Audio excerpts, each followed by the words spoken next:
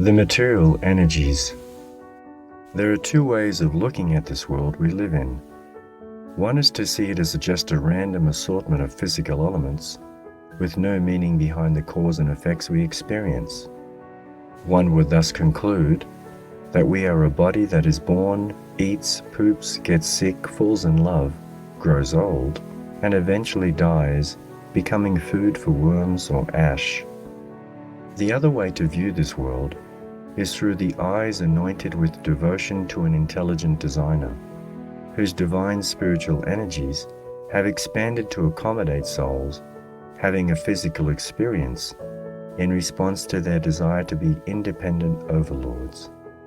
As a soul, this physical experience is offered as a sort of training ground for evolving our consciousness and providing us an opportunity to be the masters of our domain.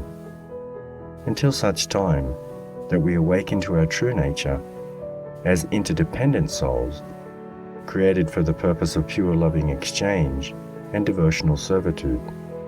For the most part, we are all being programmed through education and society to embrace the first paradigm, to buckle down on studying the nature of this physical world without consideration for the essence or spirit that animates it.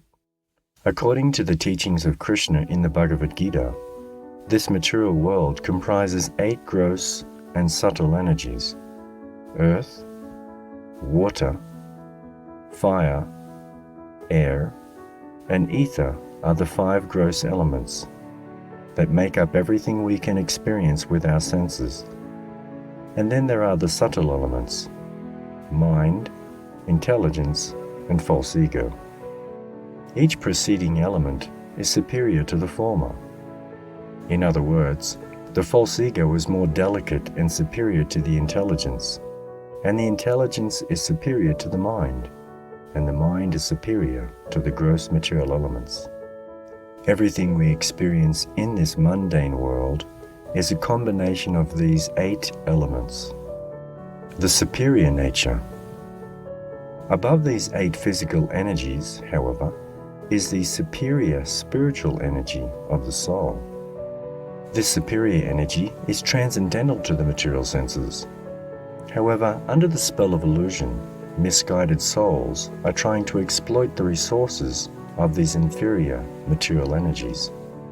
Besides these, O mighty armed Arjuna, there is another superior energy of mind, which comprises the living entities who are exploiting the resources of this material inferior nature. Bhagavad Gita scholar and guru Srila Prabhupada comments, while exploiting the gross and subtle inferior energy, matter, the superior energy, the living entity, forgets his real spiritual mind and intelligence. This forgetfulness is due to the influence of matter upon the living entity. But when the living entity becomes free from the influence of the illusory material energy, he attains a stage called mukti or liberation.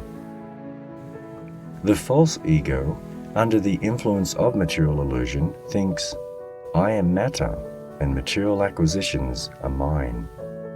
It is critical, therefore, that you understand your higher nature as a soul, and that the real you that animates this material form has originated from the superior spiritual energy.